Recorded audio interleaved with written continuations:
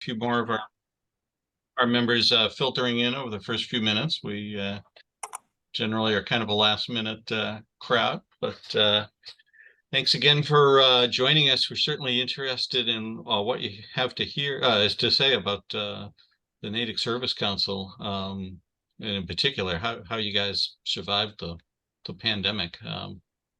So what we usually do is start with brief introductions of people. So you may know a bunch of us anyway, but I'll just go great. around. Martin, I see you first. I can stop the share screen just for that, so we can see each other a little better. You gotta speak up, Martin, so we can make sure we hear you. Yeah, maybe we can stop the share screen just for the introduction, so we can see each other a little better. Oh yeah, Dan, do you want to stop sharing your screen just for a second? Absolutely. Sorry about that. Let me. Oh no, that's fine. You're right on top of things. There we go. Great. Okay, so Martin. Oh yes, hi, Martin Kessel, and I'm sort of the official technical host here, and I'm down at the Metro Works with not a whole lot of people, but we're doing our live coffee with a purpose here. I've also involved in town meeting and a bunch of committees in town and so forth. So I've been in Natick for, I guess, all in all, over 60 years. Great, thanks. And I see Paul with you. Paul Joseph, owner of Metro Works and on the select board. You know everybody here. Great. Carrie. Hi, good morning. Dan, I had to kind of go offline here to try and help somebody get onto the Morning, Carrie. Zoom meeting when Carol Berkowitz. Dan, yes, good to see you there. I think most people know what I'm involved in with Keep Natick Beautiful, treasurer for Pat's group, was a founding member of Renewable Natick, and then was on the Natick Sustainability Committee, town meeting member, and helped manage a couple pieces of property and a few other things in between. But I see a concerned environmentalist and maybe someday Rotarian, but there's just too much going on right now. Anytime. Yeah. Oh, so Terry's in my camp on that one. So we're on the Yeah, exactly. A what? They've both been potential Rotarians for a long time now. that's a little eventual. Yeah. Thanks, Carrie. Tom. Hi there, Dan. Yeah, I've been a Natick resident for about 32 years, and I'm a town meeting member, and I belong to Spark Kindness. I'm a Rotarian out of Needham, and a Toastmaster, and climate and racial activist in my spare time. And welcome. Glad to see you. Thank you very much. Thank you very much. Thanks, Tom. Bill. Hi, Bill Ramage, Coffee with a Purpose regular, Keep Natick Beautiful trail steward at Pegan Cove, worked with Pat for many years. Also one of the founders of Eco Natick, which sponsored Earth Day for the last 2 years. So involved with that and other environmental issues, and look forward to hearing what you have to say. Welcome. Thank you very much. I see Pat's on, but he doesn't have his video on. Are you there, Pat? Yeah, I'm having trouble with my video. I don't know what's going on. All right, but all right. Well, that's Dan the best Pat's looked in a while. Hi, Dan. Nice to see you. How about Sally? Good morning, Dan. I'm a Conaway. I'm Pat's sister, and I'm delighted to see you again. Of course, I'm Brett's Aunt Sally. Yep. And it's the Rotary is a exquisite force in our life, and sure appreciate all that you do there. And I'm interested to hear about your expertise now. So welcome. Thank you very much. Thanks, Sally. Brinley. Good morning. Brinley, I've lived in Natick for 23 years. Was really active before kids on the recycling committee and pay-as-you-throw task force. Took a break to be mom for a while, and now I'm back and town meeting member and active again. Love all things green, and I'm grateful for all that you guys do, and I'm excited to have you here today. Thank you. Thanks. Nice to meet you. Sarah? Hi, I'm Sarah Hanna, also town meeting member, also interested in sort of environmental causes and just kind of always interested to hear what's going on around town. So glad you're here and looking forward to hearing what you have to say. Great. Fantastic. And I moderate this group, also longtime member of Congregational Church downtown Natick, and Sarah's an extra set of hands for a lot of Sarah's environmental activities. It's interesting from the introductions, Dan, it looks like you got as much fame as in the Rotary as with the Service Council. So I guess, we're happy to hear what you have to say about either topic as well. I, for one, on the Rotary would love to hear kind of how it works with multiple local chapters. We have gentlemen in our church, Hank Zaretta, I'm sure you know him, on the Sure. Charles River Rotary, who is Yep. constantly trying to get me to join. And again, too many things on the plate to join at the moment, but I've never been quite clear on the differences among the local chapters. So I can definitely spend a couple minutes there. Again, I have not been a long time Rotarian, but I do have the pleasure of being the current president of the Rotary for the Natick Club of Rotary. So is everyone else introduced, Doug? I believe we are. If further folks join at MetroWorks, they can feel free to introduce themselves. And I just wanted to remind the group that although we love to chat and have been going really late lately, Dan's got an appointment soon after 10, I think. So at least for his portion of the talk, we'll just have to be mindful of that. So yeah, take it away. And I believe you said you had some screens you wanted to share with us. Yeah, I do. I'll just start out a little bit with me. I've lived in Natick for 22 years now. My kids grew up here. My wife actually passed away about 5 years ago. So, but again, Natick is our home, and we can't think of a better place to be. My son is actually a police officer in town. He's the canine officer in town. Oh. My daughter is down in North Carolina. She and her husband are both nurse practitioners, and I have a grandson, Lincoln Jude. So that's kind of my quick background. It's interesting, Doug, the question about the Charles River Rotary versus the Natick Rotary. I don't know if I have the full story, but I would tell you that a lot of the difference is meeting times. Yes.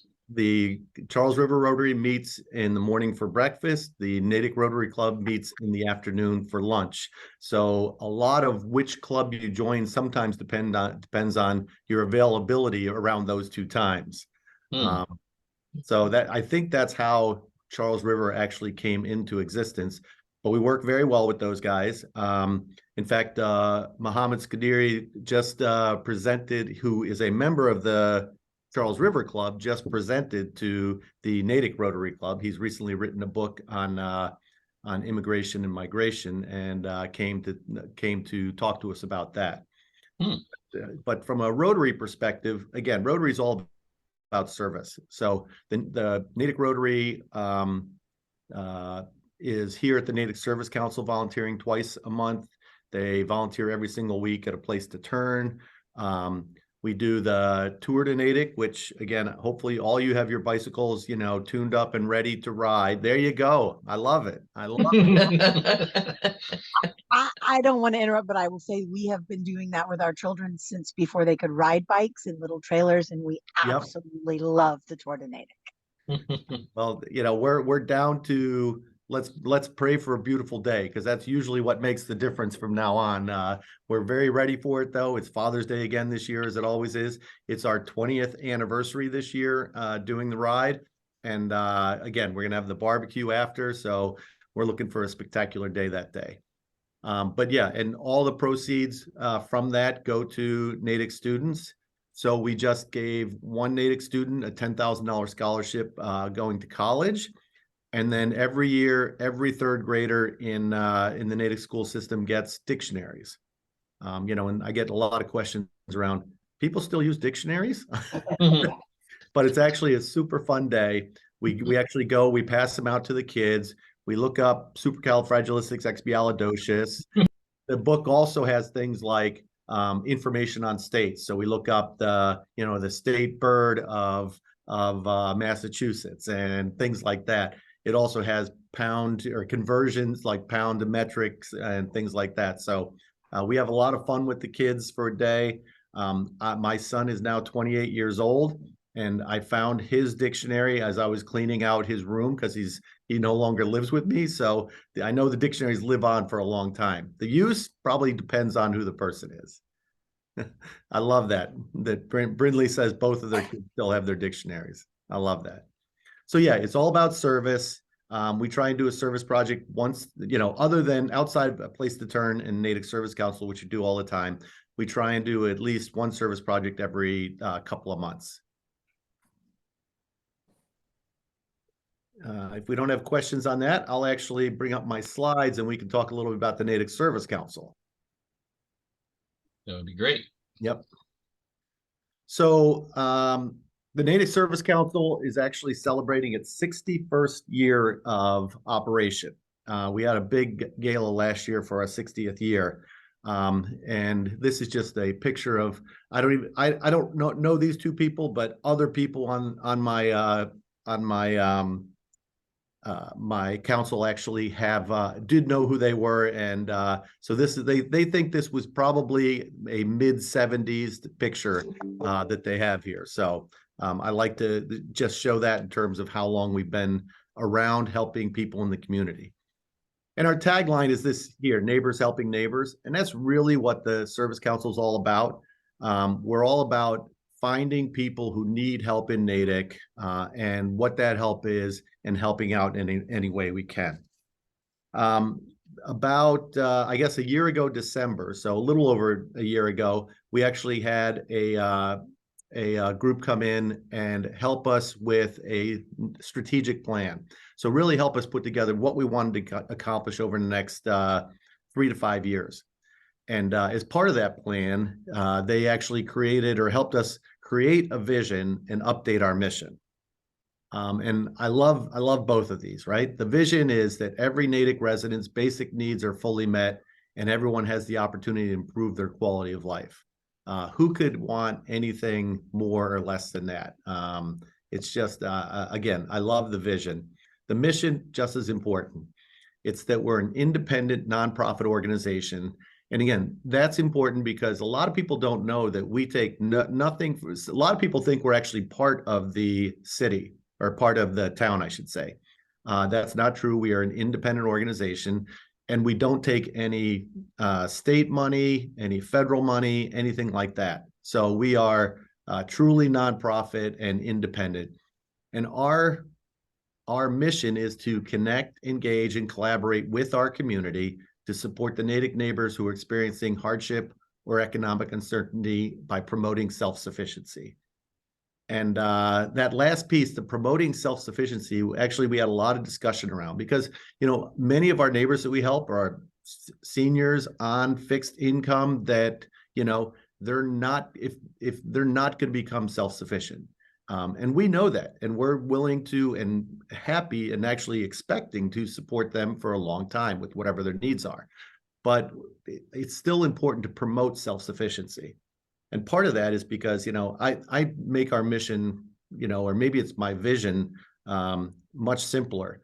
I say our vision of the Natick Service Council, not our vision, our expectation is that one day we turn out the lights and we never come back because no one in Natick needs our help anymore. Now, that's a tall order, but that's the order we need to shoot for as an organization. And some will say we've been in business for 61 years, so we haven't done a very good job of that. But I like to think we're making our way towards that. And together we are meeting our mission. If you look at this slide, this piece of it actually comes out of our annual report this year, which is available online at our website, or we do have hard copy if anyone would like it. But these are the ways we're really meeting the mission. The first is community connections. And we're really doing that by connecting. We have helped over 800 families in Natick last year. We are connecting with those people that need the help the most. The second thing is around community engagement. And you can see here that we had over 5,000 volunteer hours for the Natick Service Council last year. So we are certainly engaging with our community on the volunteer side. And we had actually over 5,000 food pantry visits and mobile market visits on our client side. So the engagement is absolutely there. We try and continue to do that every single day, really. And that's one of the things I'll ask from you guys, is just helping make sure that everyone who needs help knows about us and can get the help that they need. From a collaboration perspective, I already told you we collaborate with the Rotary, but we do collaborations around town. We started a transportation program this year. 34 of our clients needed help with transportation, some as small as, can I get a ride to the food pantry and back? Others with, I've got a broken down car, I have no money to fix it, but I need it to get to work.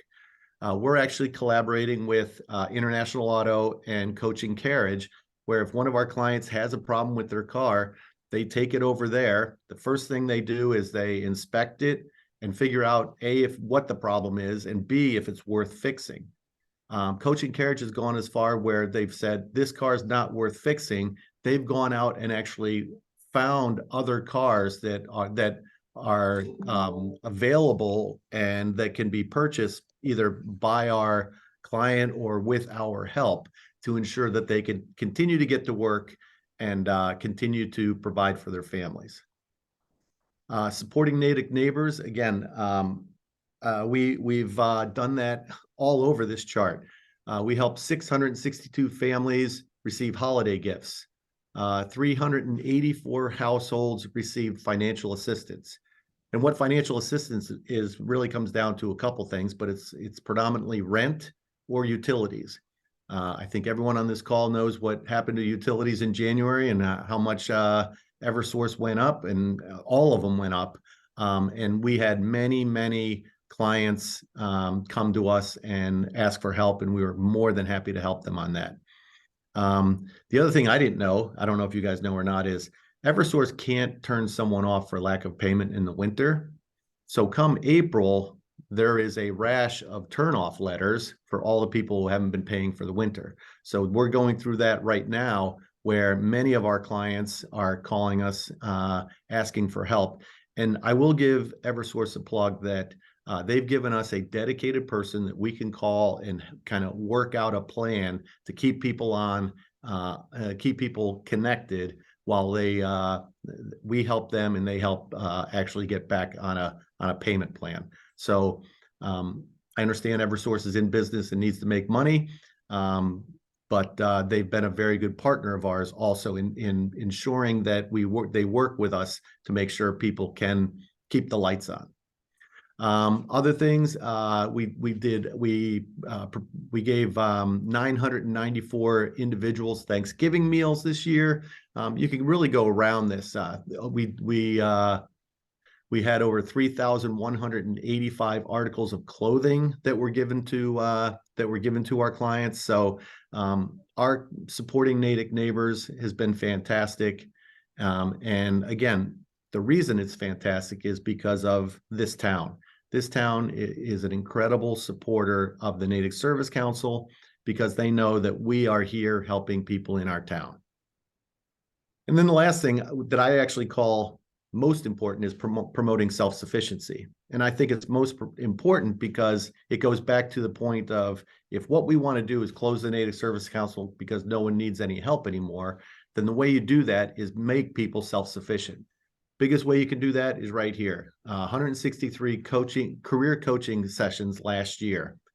Some of that is my staff, some of that is volunteers, and we helped over 30 people get jobs last year that were out of work. So again, that's what it's all about, is getting people to that self-sufficiency. Any questions on any of that? This is fantastic work. At some point, I'd love to hear kind of how big your budget is, whether all your funding comes from donations, whether you do grants. You mentioned a paid some staff, so I guess you have some Yep. paid, and as well as your personal story, kind of how you have become involved in Service Council, but all in good time, or whatever makes sense for you. You know what? Well, let's do it right now. So our budget is about $1.4 million. About 80% of that comes from individual donations. About 20% comes from grants and institutions or businesses. So we are very dependent on the people of Natick and the people who have interest in Natick. But again, we have, especially through the pandemic, we got incredible support from everyone. The number of people who got checks from the government and sent them to us, I thought was, it's maybe it's not 100, but it was certainly, 30, 40, 50 of letters I got saying, hey, this is the money the government gave me. I really don't need it right now. You guys do, so I'm giving it to you.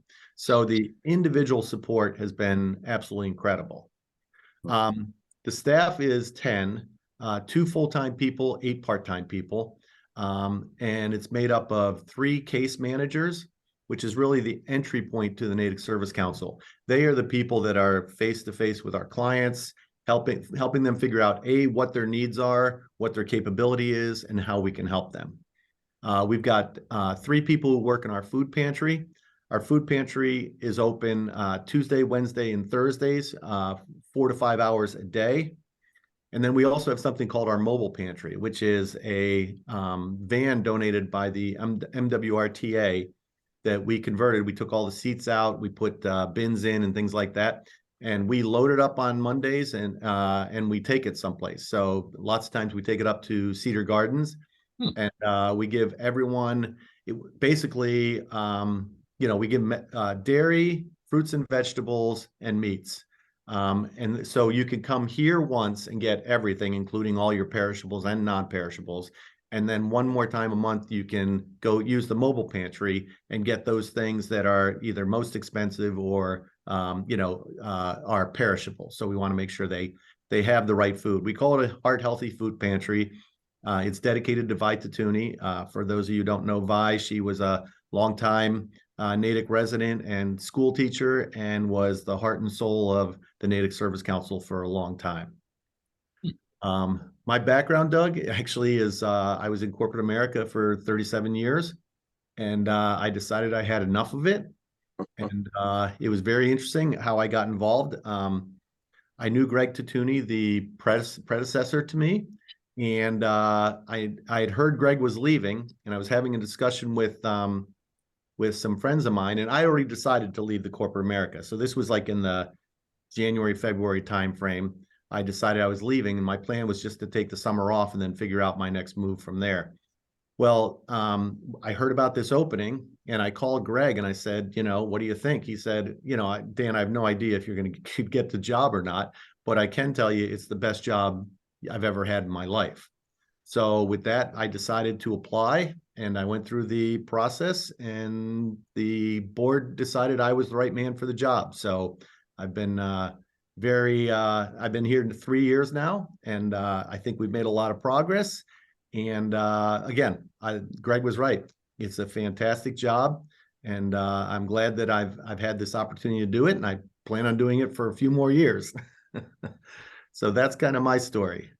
Carrie, I see Carrie has a question. And on the previous slide, you mentioned promoting self-sufficiency, which is great. I was wondering how close you tie in with Family Promise. I've been getting the Mulligan Street property up and running. I was hired to do some handyman work there and get a lot of things up and running. And then you probably know I manage a property for them over at the Native Affordable Housing Trust on Bacon Street. So I imagine maybe you do some counseling for some of the people that are tied in with Family Promise. Absolutely. We are very good partners with Family Promise, as we are with A Place to Turn also. I mean, from a food perspective with A Place to Turn, lots of times we'll get too much of one thing and I'll call up Joanne and send it up there and she'll do the same back for me. From a family promise perspective, it's really about the families, right? So if the families need clothing, they come over and they use our clothing pantry. If they need food, they come over and use our food, but typically Family Promise has food for them. But the big thing is the help with career coaching and helping people find a job. That is where they lean on us the most. Oh, And okay. again, we've got a very good relationship with them. If we know a family is either homeless or on the verge of homelessness, we'll lots of times have my case managers talk to their case managers and make sure we find out something for them. Okay, I was just going to get to that because I know that each of the two residents, the two families over there on Bacon Street, each have a caseworker, Bianca and Stephanie. So, Yep. Yeah, our caseworkers work very closely with them. Okay, wasn't sure what the symbiotic relationship was there. You know, some people I'm sure would look at it like maybe there's some competition here. We're a food pantry, a place that turns a food pantry. We help people with housing assistance. They help people, our Family Promise helps people with housing assistance. My take is there's so much need that there's plenty to go around for everyone. And it's just a question of who can do the best job in helping that person or family in the situation they're in. Thanks. Yep. Looks like Sally had a question as well. Sure. Yes, Dan, back to clothing. Where do you pick up, or where do people leave clothing for you? They typically bring it here. And we're at 2 Webster Street, the old Coolidge, I guess it was a middle school or a high school at the time. And again, so we take what we call either new or gently used clothing, and then we have volunteers that go through it and sort it and then put it on the racks for our clients. Last year also, winter coats was a big donation. We actually gave out over 250 winter coats last year also. And where is the location that people come to, for your clothing racks? Is right there by the food pantry and everything? Yep, it's actually in the same building as the food pantry. We're in the old gym of the Coolidge School, so nice high ceilings and lots of space. Oh, okay. Also, and when you mentioned caseworkers, your staff doesn't have caseworkers, or you do have a? No, we have 3 case managers. Oh, 3 case managers. All Yep, right. yep. All right. And again, with as you can imagine, with 800 families supported, that's a lot of work for all 3 of them. I was going to say, and how about do they actually get out and drive like to Cedar Gardens or the West Hills housing projects, or what happens? How do they watch them? Yeah, typically they'll meet families here, and or they'll talk to them on the phone, but they can and do go out. In fact, Kathy Fairchanley, who's been with the Natick Service Council for probably 20 plus years now, she is my lead case manager, and she loves actually delivering food out to clients because you can also have conversations about what else is going on. You can see what the home life looks like and things like that. So Kathy tries to get out as much as she can. Mm-hmm. Thank you. Yep. Mm-hmm. Anything else? Any other questions at this point? Okay. I pulled these next 2 slides also out of our annual report, just to kind of give you a feel for all the things that we do. And I've talked about a lot of our programs already. What I would say is a couple of things that don't jump out to people are that we have a lot of kids programs also. You can see here we actually have a birthday program, and the birthday program it has 2 flavors. One is mom or dad want to throw a party for their child. They can come in, they can get cake, they can get balloons, they can get kind of decorations, and they can grab a gift for their child and actually throw a party for them. The other use of the birthday program, again, just came up because a client asked us for it and we thought it was a great idea, is a client's child gets invited to a birthday party at someone else's house, but doesn't have the means to go get a present. We have them come here, and we have presents here that they can pick kind of which one they'd like to bring to the party. They go home, they wrap it up, and they bring it to the party. We've got summer activities over here. That's really about camps. We send kids to day camp all the time, but sometimes it's karate camp. And we did one this year for a high schooler for weightlifting. So and this is actually a program, it's called Make a Difference, and it is in conjunction with the Natick Rotary. And basically, either we or the Rotary are combined help kids get to whatever activity they want to stay engaged. It's an interesting story how this one came about also. I guess one of our Rotarians was coaching basketball in the rec league, and he had one child who was showing up late for practice every single time. So finally he approached the kid and said, listen, what's going on? You got to start showing up to practice on time. And the boy told him that he couldn't get there on time because he had to wait for his dad to come home from work because they shared sneakers. And yeah, so obviously that struck a chord, and we said, we're going to do whatever it takes to ensure that these kids can be just like other kids, as much as we can.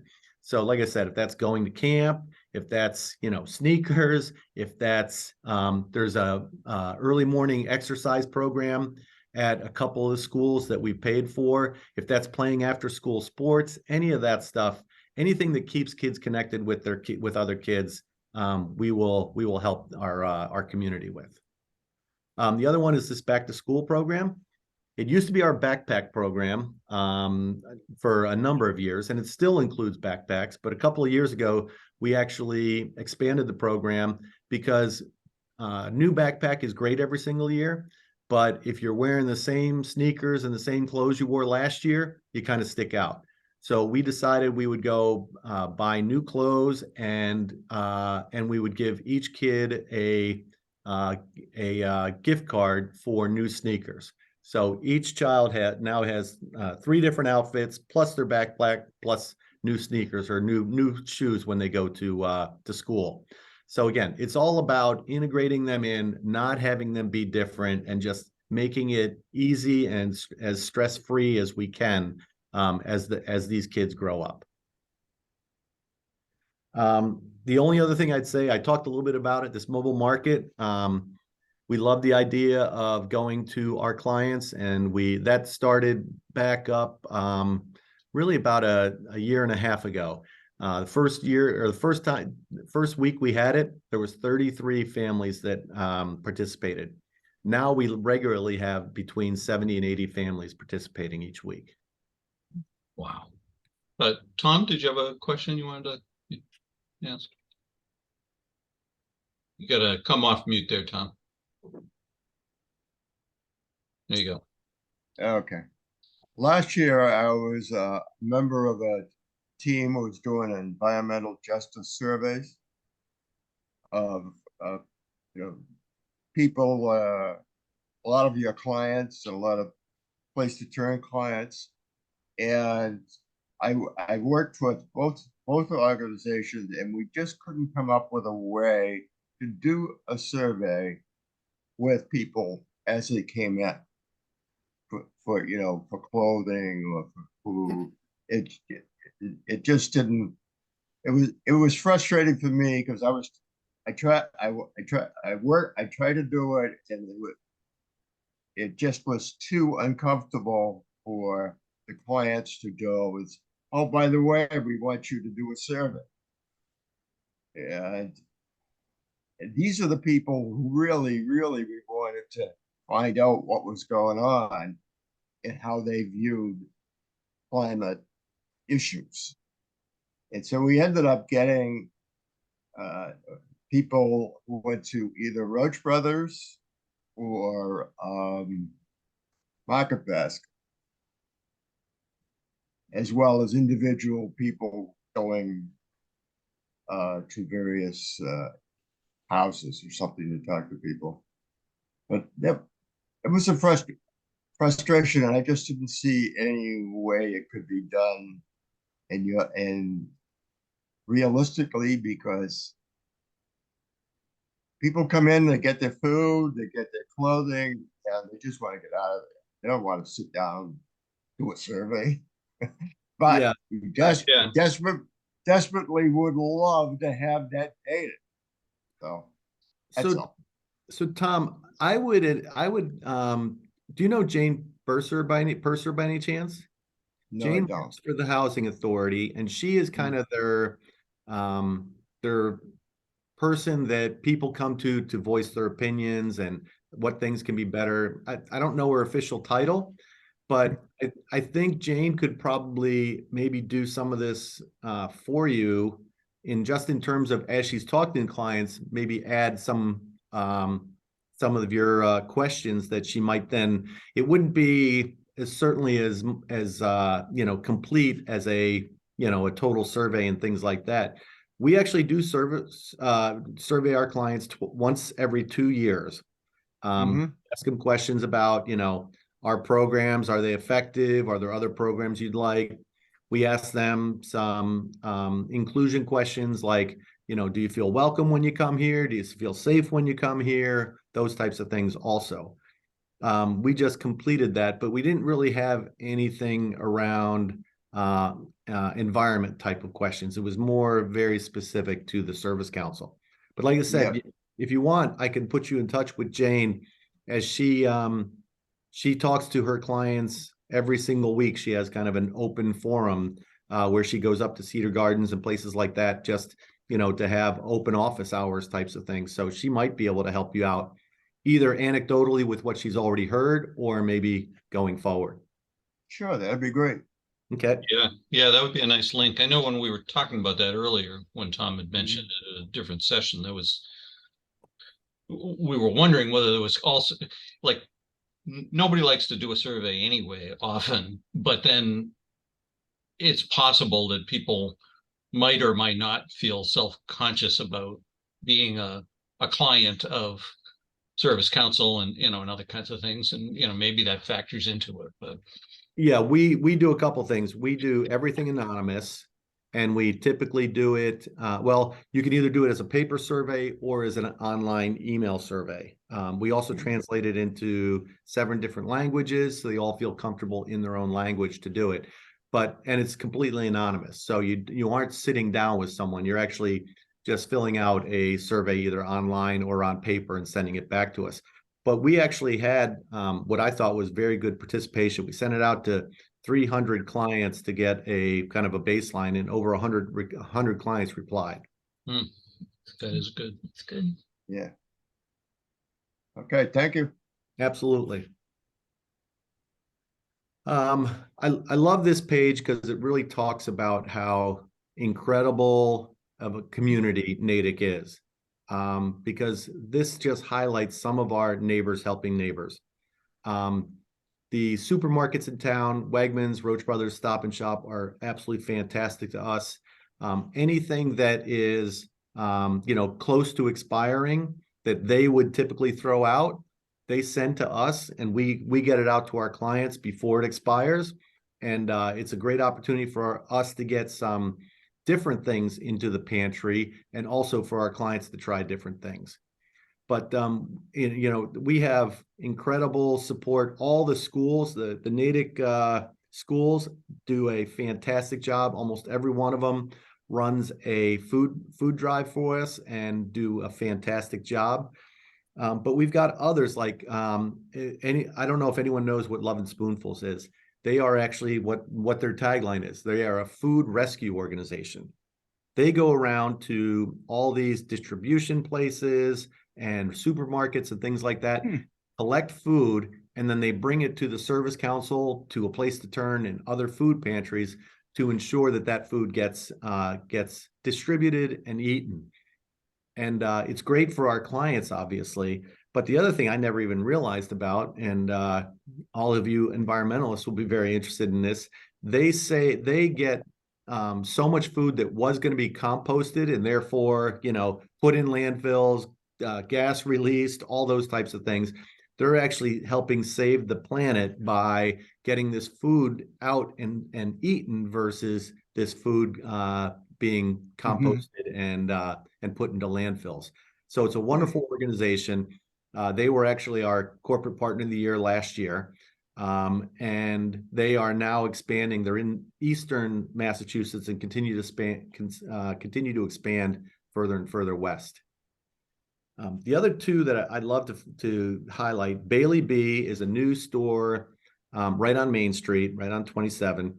And they did a fashion show with all of their clothes and at TCAN. So it's kind of, again, a bunch of us getting together, and they raised almost $3,000 in their fashion show.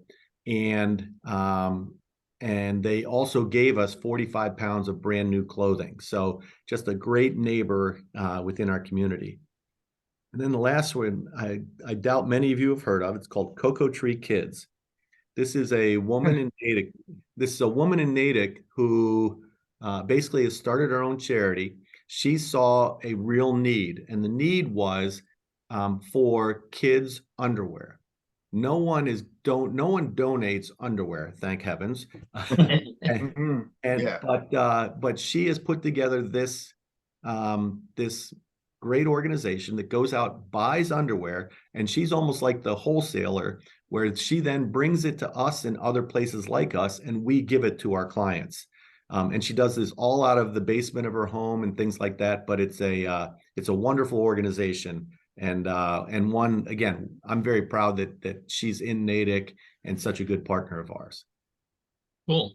I see Carrie's got his hand up, and I also had a question about whether you work with local churches much. I think before the pandemic, our church, at least at Thanksgiving time, used to try to organize a lot of food donations, but yep. Between Thanksgiving and Christmas, we get more food donated probably than the rest of the year combined, but we love it. And yeah, a lot of that comes from the churches. Little known fact is that the Natick Service Council was actually created by the churches in town 61 years ago.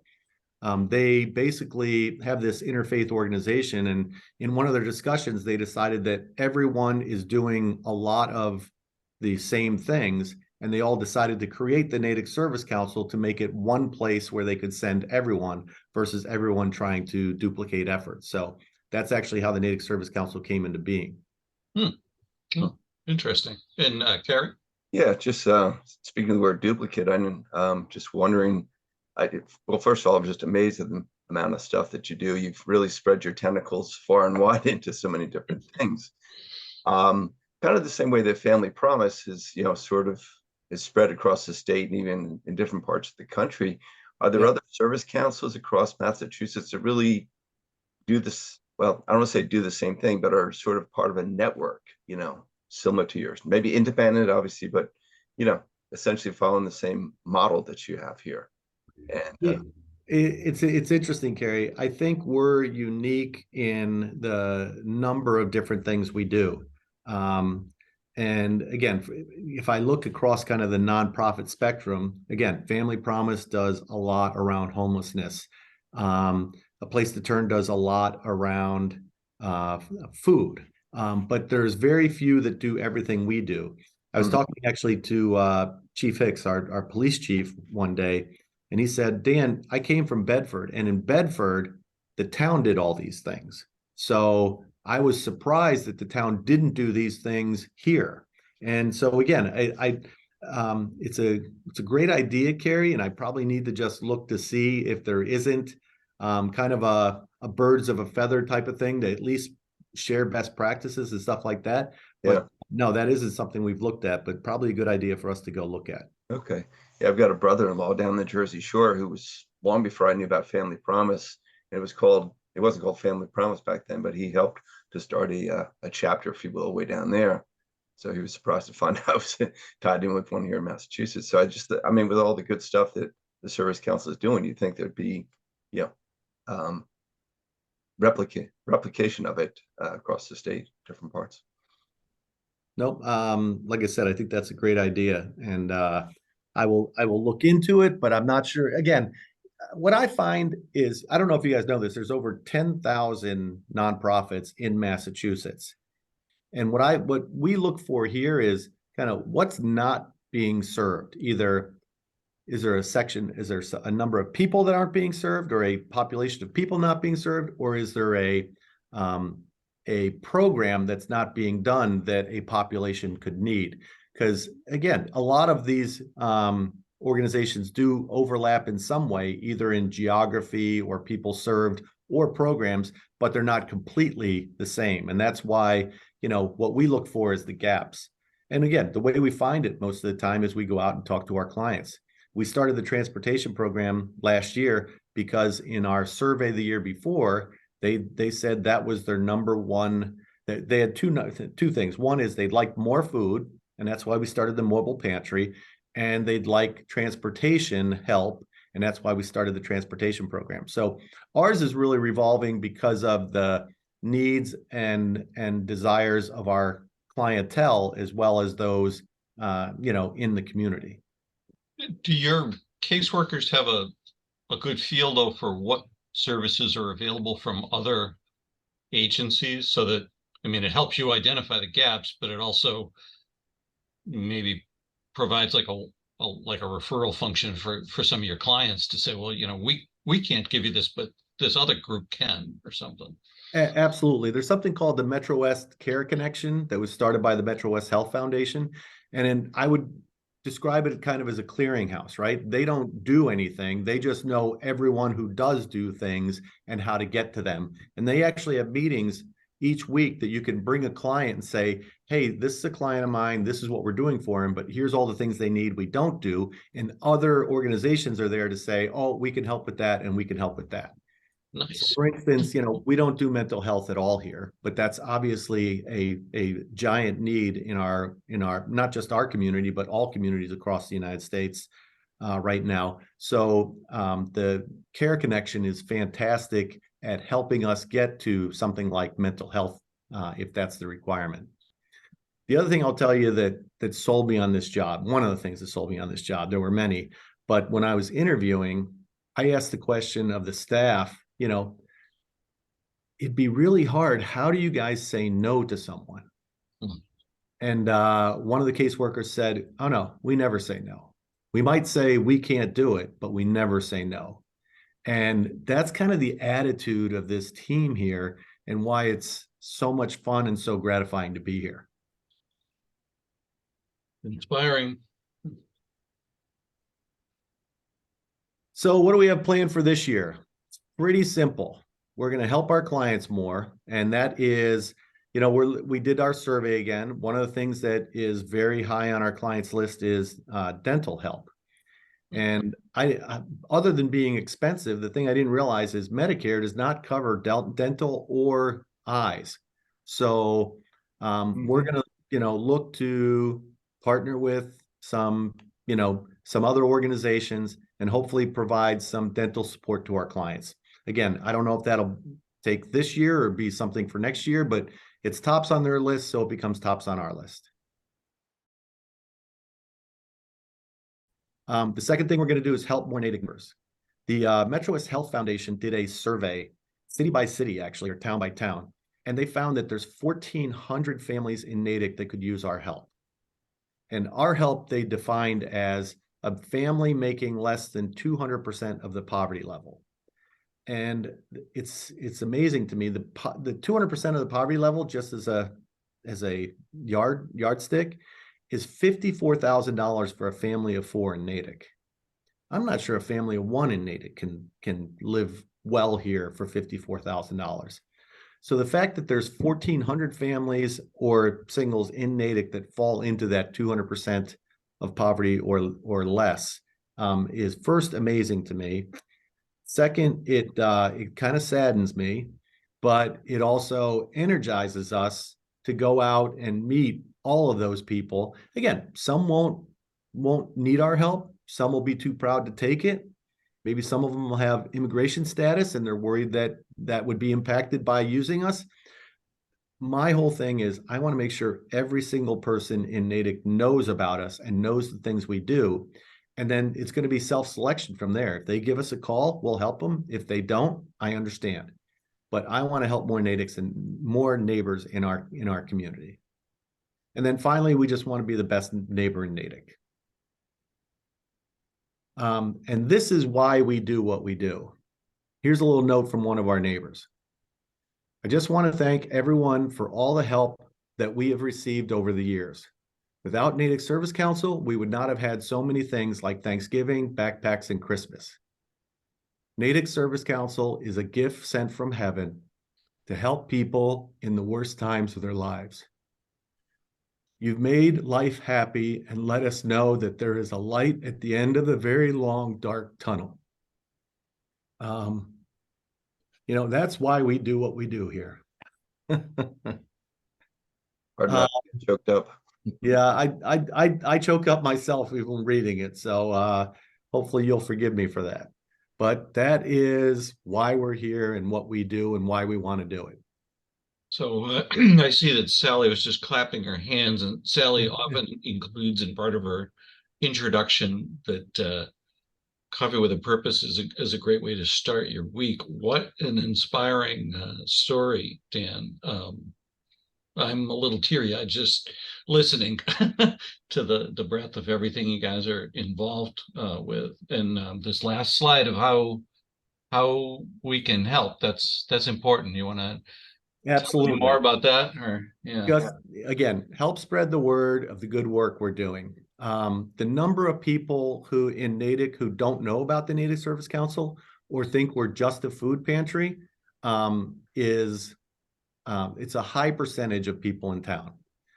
So my goal in having discussions with people like you and anyone who will listen to me is to tell everyone about what we're doing here so that everyone else knows what they're doing, what we're doing, how you can help. You can help volunteer.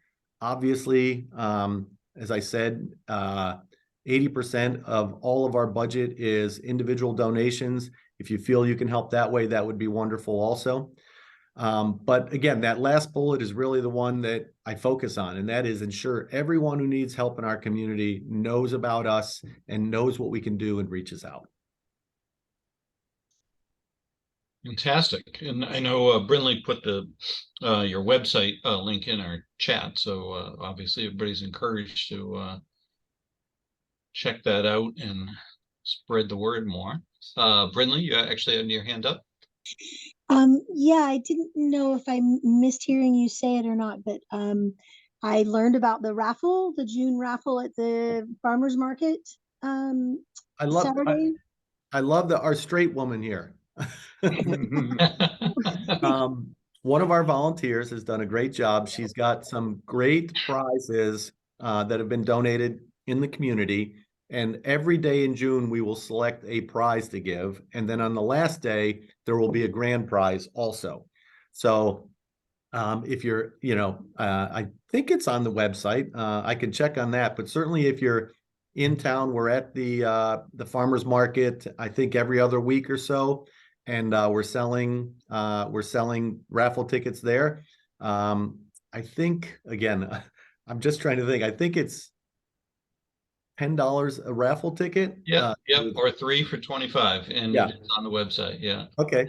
So yep, and you can look at all the prizes there. Every one of them. I mean, they're $100 gift certificates and things like that. So and again, you have 30 chances if you 31 chances because you can win the grand prize also in every day in June. So if you want to participate, that would be wonderful. Fantastic. Well, I know you only have very few more minutes with us. Anything you want to share about the Rotary since you're wearing multiple hats? Or? Well, like I said, we are a service organization in the Rotary. I told you that we volunteer here in a place to turn very often. And again, we meet Tuesdays for lunch and everyone is invited. We usually have a guest speaker each year or each week. This week we have it's another it's a wow. It's another nonprofit in town. They basically help people in town who have someone in the family going through a cancer diagnosis. And they basically help with any need you have. You need except medical, but you need your lawn mowed, you need someone to do grocery shopping, you need someone to pick something up for you, all those types of things. And they're just going to give us an update. The other thing I'll tell you the Rotary does is we do scholarships, not scholarships, but grants every single year. We've given grants to A Place to Turn, to Family Promise, to Natick Path, even to things like Cocoa Tree Kids, who I talked about earlier. So again, just it's a great organization. Everyone, as I said, is invited, and if you'd like to join, we'd love to have you. And you have a location for meetings, is that correct? The meetings now are in the basement of the library it's called the Leibowitz Room, I believe. It's the big room down in the basement of the library. And like I said, we have lunch and a guest speaker each week, and we usually have, 20, 25 people join us. Wow. That's a bring your own lunch, I take. Right? Nope, we serve lunch. Oh, gee. Wow. Brinley, something else? I can just say a little, so back when I was on the recycling committee with Terry Miller and I were actually guest speakers once. When we were talking about the Pay As You Throw task force and the recycling center. John Moran, a friend of mine, invited us to come speak, and we were speakers. It's a fun thing to do. Absolutely. Yeah, Dan helped me put in a plug for the Repair Cafe, and I once again, as a Rotarian, you really, without the support of the Rotary and the liability insurance, the Repair Cafe would not have happened. So thank you once again. Absolutely. And Carrie, thank you. I mean, it was almost 90 people who were helped at the Repair Cafe. Right.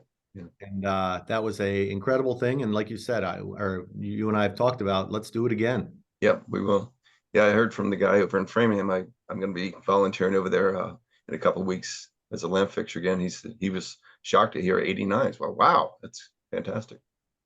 Carrie, saying fixing lamps and being shocked in the same sentence, I don't know.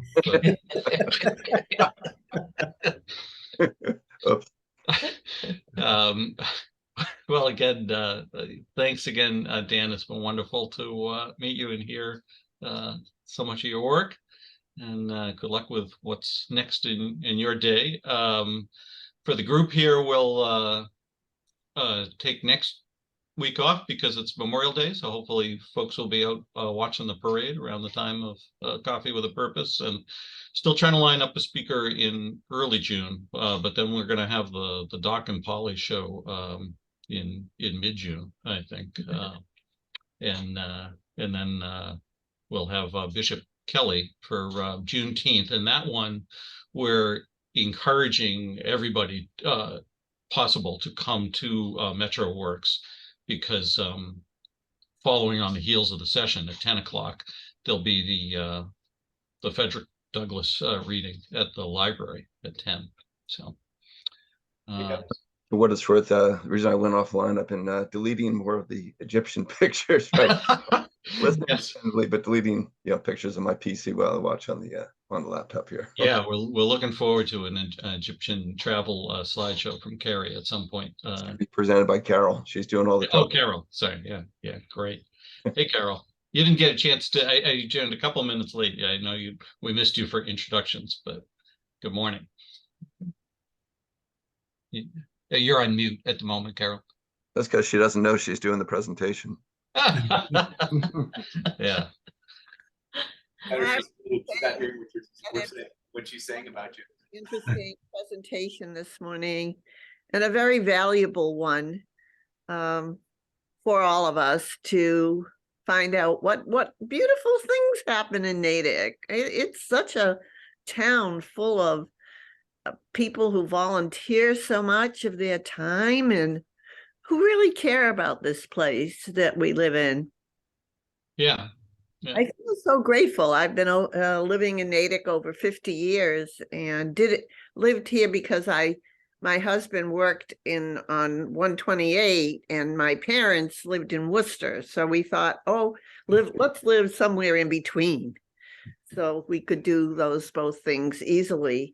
But I've come to just enjoy this town so much and value the people that are living here who care about others. It's beautiful. Yep, yeah, a lot of us. Dan, thank you for all that you're doing. I want to just say one quick thing, and that is that I'm involved in many projects in the country of Rwanda, which is in Africa, and Rotary International is involved with one of the projects. Wow. So yes, they may be supporting the creation of a peace center there. So no, you're not only just local, but you do wonderful works all around the world in so many places. Yeah, we actually had a guest speaker a couple of weeks ago from Humans for Education, and they are basically helping educate women in Rwanda and giving them micro loans to start their own businesses. So again, these are the types of things that just you sit there going, you know, we're doing great work in Natick and we love it, but there's so much work to be done around the world that you know, you can't have enough people volunteering for things. You know, it's just there's a lot of great things going on. Right. And I'm part of an organization called Be the Peace, and we also do microloans. So that's Awesome. a wonderful way to finance business in these villages. Thank you. Yep. Yeah, thank you very much. So Martin, you could probably turn off the record.